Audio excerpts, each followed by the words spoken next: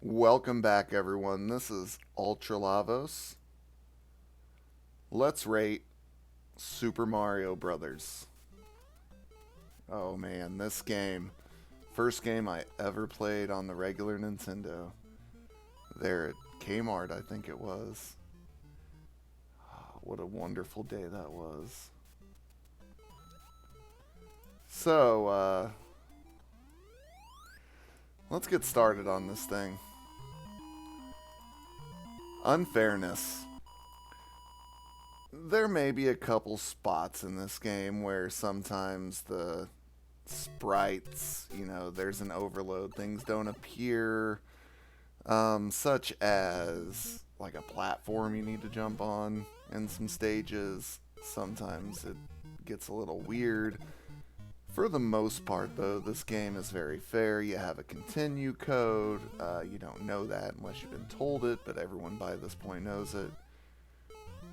You also have some tricks to get infinite lives. I'd have to say it's a 9, just because of some of the sprite overloads and a platform not being there. But it's close to being perfect as far as fairness. Level design. The levels are done very well in this game. They do reuse some concepts.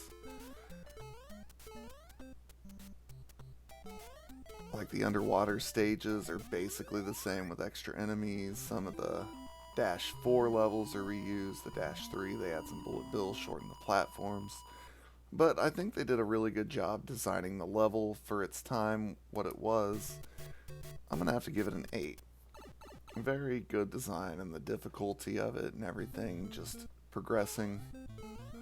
So there's not much else to say about that.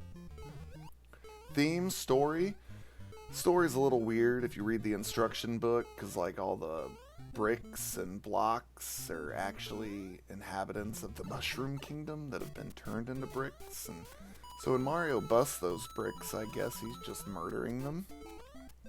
Yeah. But simple, basic story, Mario has to rescue the princess, been kidnapped by the king of the Koopas. Nothing too fancy. The theme,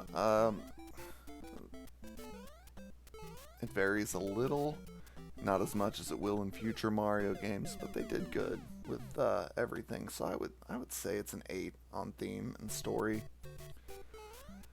Reliable controls. This is going to be a 10. Like, the physics in this game's great. B runs, A jumps. I mean, this game set the precedent for what a 2-button control should do. Even, like, hitting backwards in the air, like, controls are great. Just, yeah. You don't have a lot of buttons. Don't have a lot of options. B, shoot your fire. You can also hold it down to run.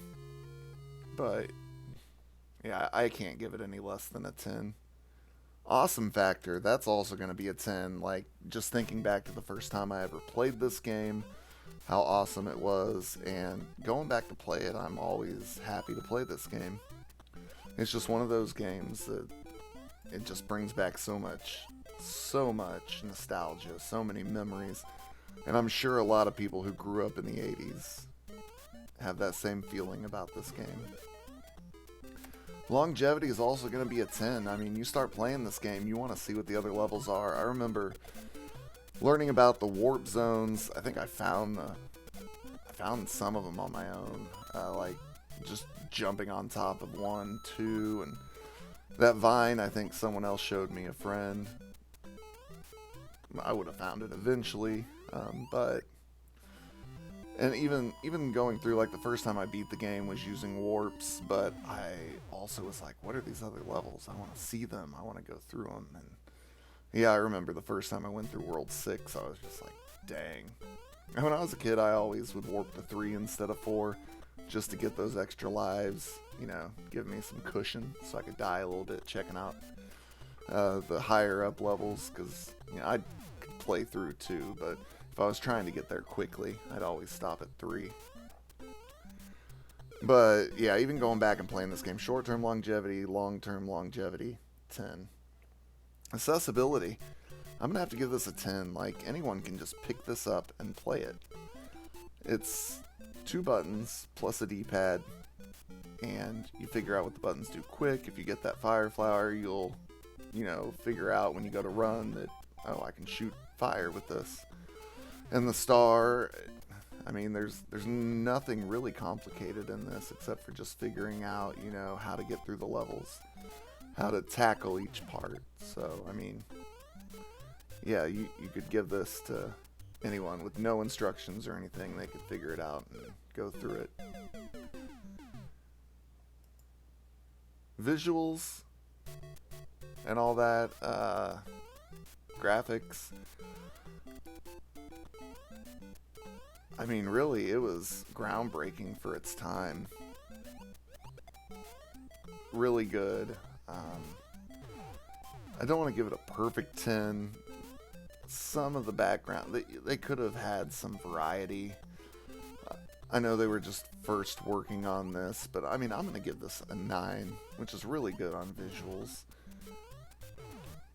For what they had when this came out, it was just good. I mean, looking back on it, it's still easy to look at and stuff. But, yeah, I'm going to have to say 9.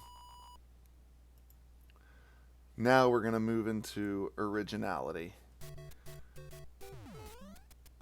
Does it get a 10?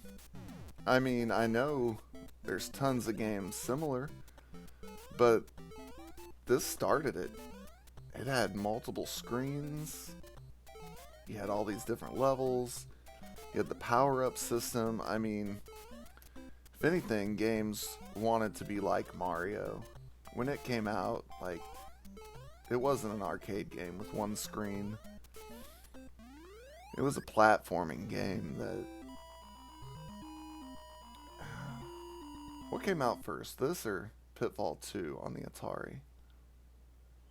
Because Pitfall 2 was pretty cool as far as exploring and stuff like that, but not sure around the time release. I don't know if they did that to go with Mario, but it didn't have power-ups and, different levels and stuff, but I was just trying to think of platforming style games, but I'd have to say 10 on Originality. Like, they knocked it out of the park. Sound and music. The music's good. It's iconic. It's a little repetitive. There's only a few different tracks, but they were limited. I can't say I hate any of the music. So I'm going to have to go with a 9 on sound and music, just based on when it came out and what they were working with. Which, I mean, I really should give level design a 9, but looking at Legend of Zelda and what they were able to do with that, which they were working on at the, I don't know, level design. Yeah, I have to go with an 8. There's levels, like, could have had more put into it, like 3-2. Yeah, I'll stick with it. I think this is going to be my final rating of this game, which is a good rating for a good game. So, it's got some 10s. It's only missing, what, 1, 2, 3, 4, 5, 6, 7 points. So this is going to be a 9.3. Super Mario Brothers NES. The one that started the Super Mario Brothers series. 9.3, a hell of a good rating. This has been Ultra Lavos rating Super Mario Brothers. I hope you enjoyed it, and I hope my mic sounds a lot better. I think it's louder now. I think I got that worked out, so I'll see you all next time.